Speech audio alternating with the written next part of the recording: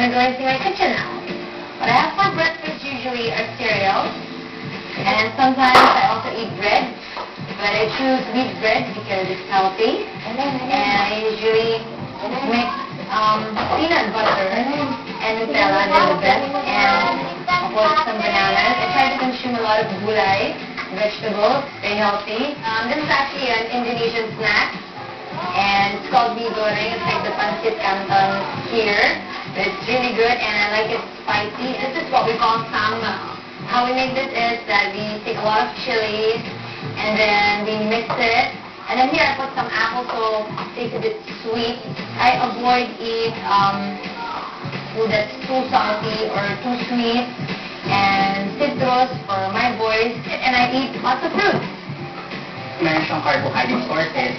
Ibig sabihin, complete naman yung breakfast meal niya sa isang araw.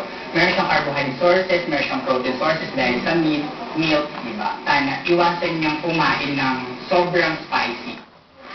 Ang bahaging ito ay hatid sa inyo ng